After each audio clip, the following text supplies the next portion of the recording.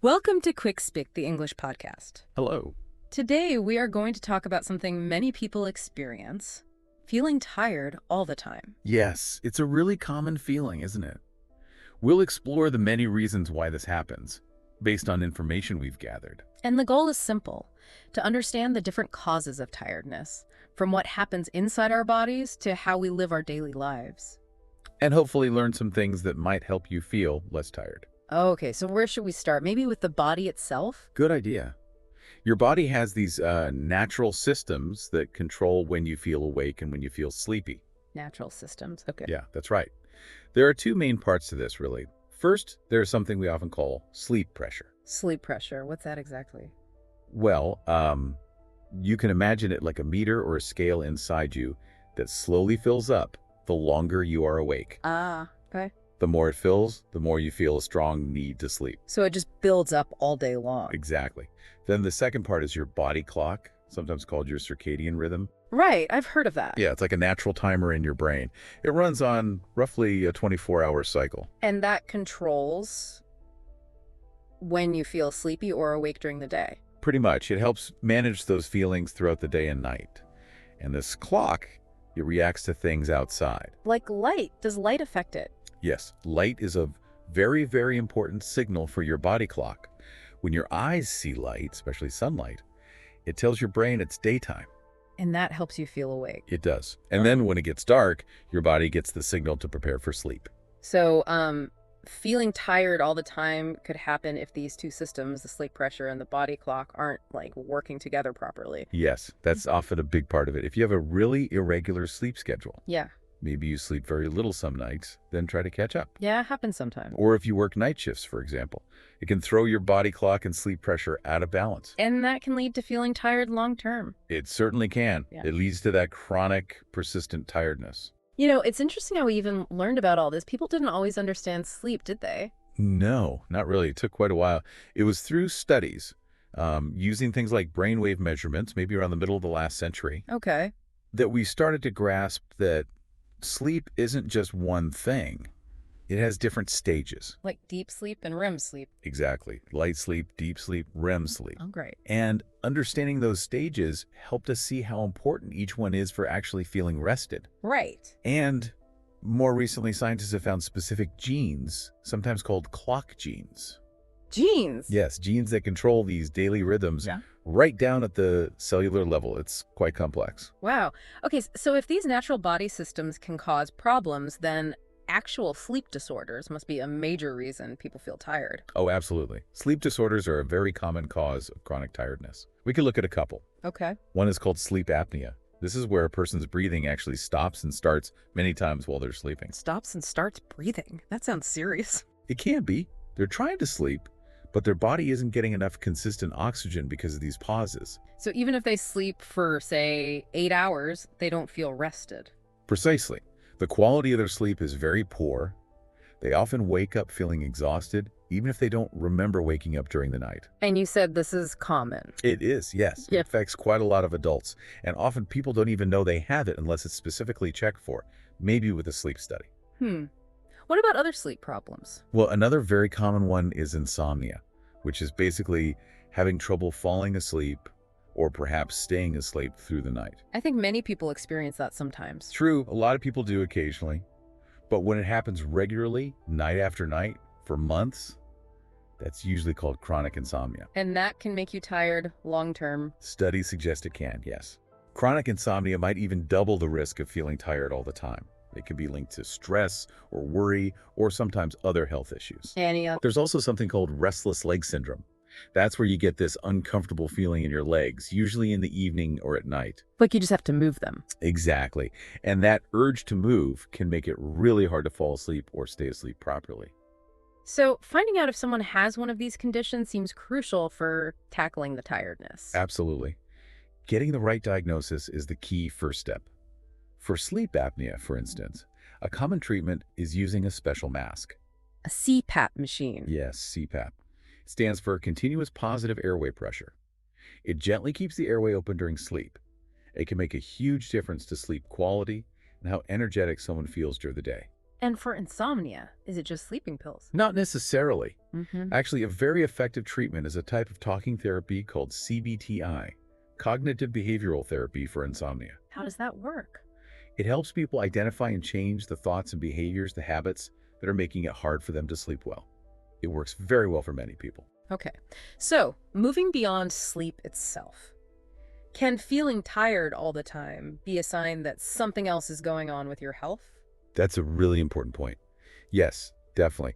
Persistent tiredness can absolutely be a signal that your body is dealing with another health issue. Like what, for example? Well, a common one is having low iron levels. That's called anemia. Low iron. How does that make you tired? Iron is essential for making red blood cells. And red blood cells carry oxygen from your lungs to everywhere else in your body. Right. If you don't have enough iron, your blood can't carry as much oxygen. And when your muscles and organs don't get enough oxygen, You feel weak and tired. very weak and tired, yes. There's a really common cause of fatigue, actually, especially for certain groups. What about glands? Like the thyroid. Yes, the thyroid gland is another classic example. The thyroid makes hormones that control your metabolism, basically, how your body uses energy. Okay. If your thyroid isn't active enough, that condition is called hypothyroidism, your whole system kind of slows down. And tiredness is a symptom. It's one of the most common symptoms, yes. Many people with an underactive thyroid feel very fatigued. And we all know that feeling tired after being sick, like with a cold or flu. Yes, that post-viral fatigue is very real. Yeah. It can sometimes last for weeks or even months after the infection is gone. Right.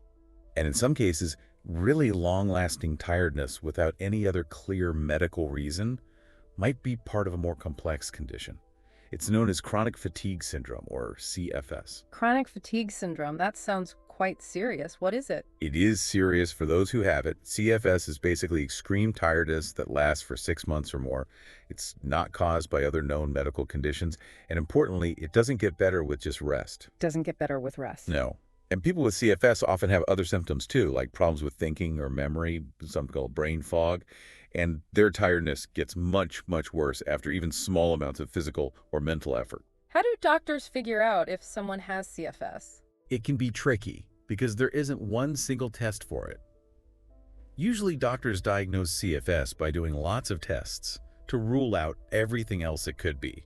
So it's a diagnosis of exclusion. Yes, often.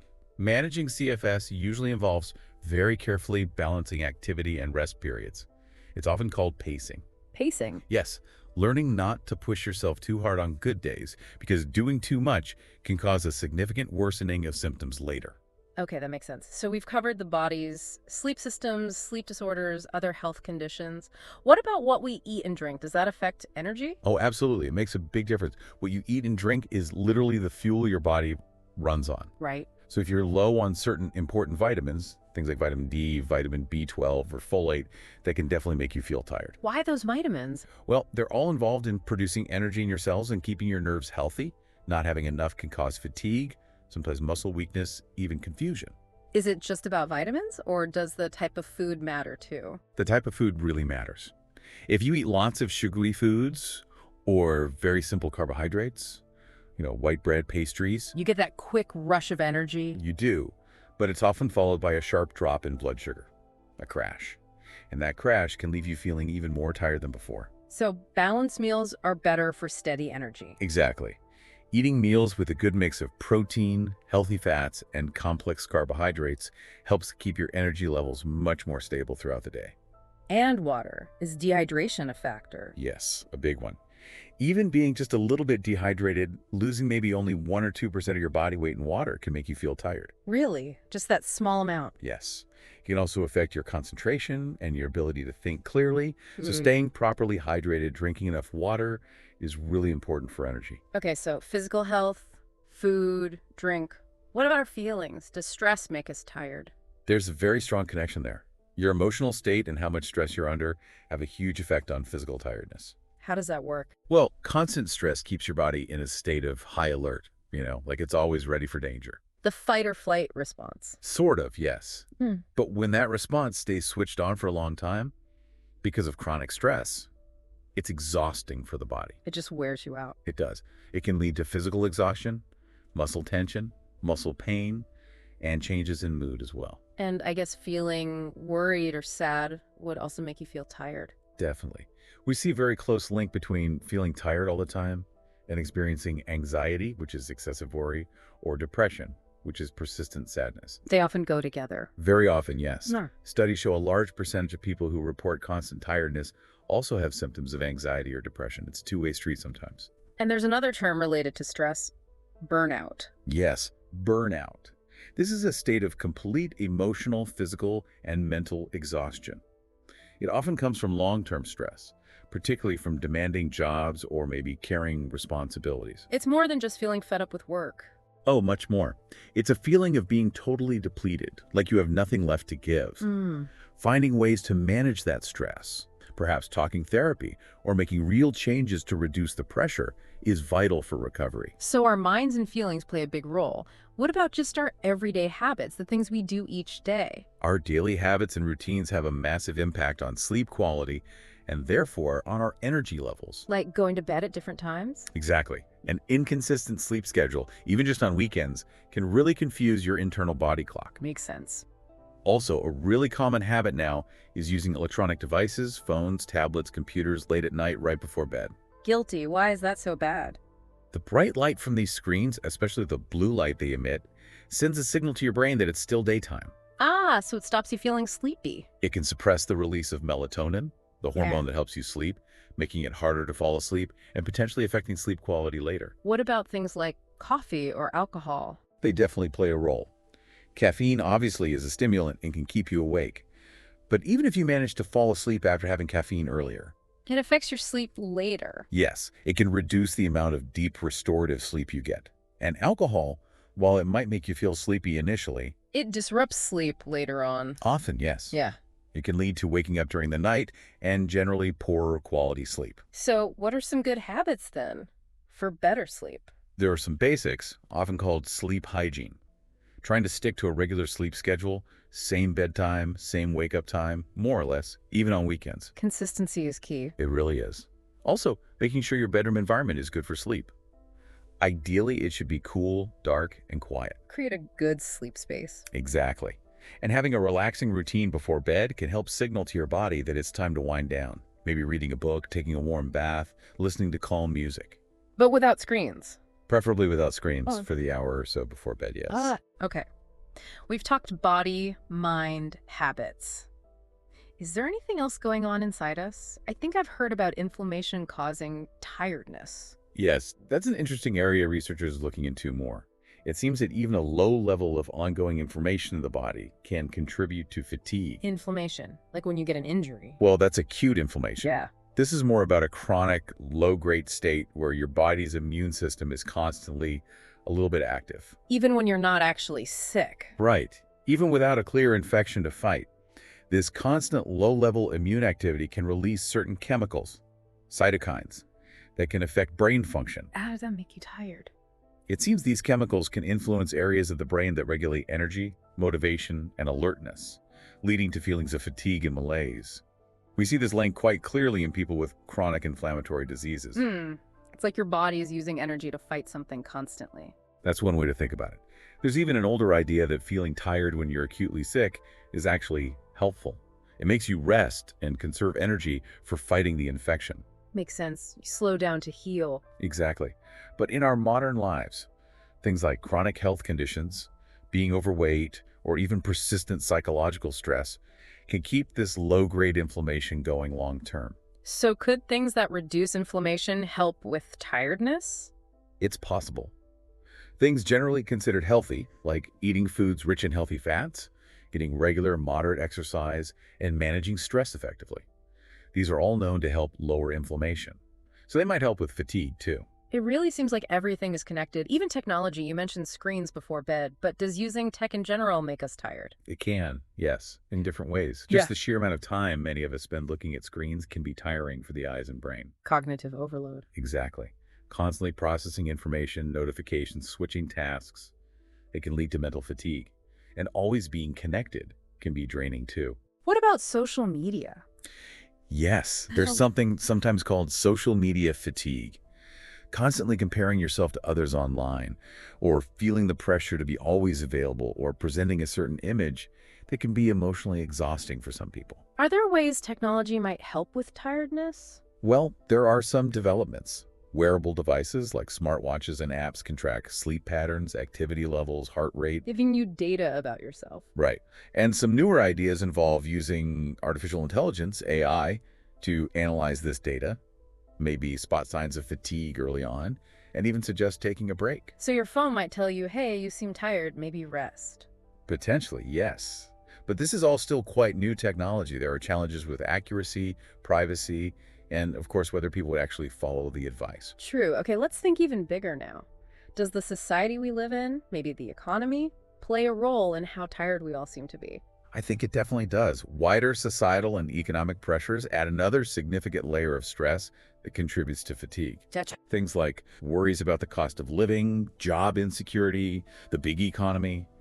And this feeling for many of needing to be constantly available for work, the always-on culture. 2047 economy. Yes. Huh? All this creates chronic stress, which, as we discussed, is exhausting. It makes it hard for people to get enough proper rest and recovery time. And big world events must add to that pressure too. They absolutely can. Things like global health crises, climate change anxiety, political instability. These create a background level of psychological stress for many people. It makes it harder to switch off. Exactly. It blurs the lines between work and rest, making true recovery more difficult. Thinking historically, wasn't the idea of an 8-hour workday partly about ensuring people got enough rest? That's right. The movement for the 8-hour day, 8 for work, 8 for rest, 8 for what you will, came about because people recognized that sufficient rest was essential for health, safety, and well-being. But that balance seems harder to achieve now for many. In many sectors, yes. Long hours, precarious work, and constant digital connection make maintaining that balance very challenging. So it suggests it's not just about individual choices, but the broader system has an impact. It certainly raises that question.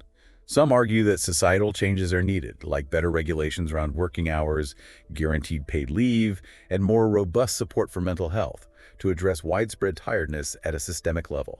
Okay, so we've explored so many possible reasons for feeling tired. If you, the listener, are feeling constantly tired, where do you even begin to figure it out? It can feel overwhelming, can't it? I think the first step is often trying to understand what might be the main contributors for you. Self-awareness is key. Maybe keeping a diary or using those apps you mentioned. Yes, things like tracking your sleep, your energy levels through the day, what you eat, your stress levels. That can sometimes reveal patterns and potential triggers. Collecting your own information. Like being a detective for your own tiredness. Kind of, yes. And then it's usually very important to talk to a doctor or another qualified health professional. They can help rule out underlying medical conditions. And depending on the cause, the help needed will be different. Exactly. If stress, anxiety, or unhelpful beliefs about sleep are big factors, then talking therapies like CBT can be really effective. We mentioned CBTI for insomnia earlier. Yes, and similar approaches can help with managing stress and anxiety that contribute to fatigue. If it's something like chronic fatigue syndrome, then carefully managed activity programs, the pacing we talked about, are crucial. And sometimes I suppose medication might be part of the picture. It might be, but usually only if there's a specific underlying cause that medication can treat, like iron supplements for anemia, thyroid medication for hypothyroidism, or specific treatments for sleep disorders. So it's often about combining approaches. It really seems that way. The most promising approach often looks like a personalized plan, potentially combining lifestyle changes, maybe some therapy, medical treatment if necessary, and perhaps using technology to monitor progress, tailoring it to the individual. So next time you feel tired, maybe think about which of these many possible reasons might be affecting you. Yes, understanding the potential causes is really the crucial first step towards finding ways to feel more rested and energetic. If you would like to learn more about topics like this with us, be sure to subscribe wherever you get your podcasts. And for extra learning materials related to this episode, you can find them on the website, link in the episode description. You'll find things like vocabulary words and simple exercises based on our chat today.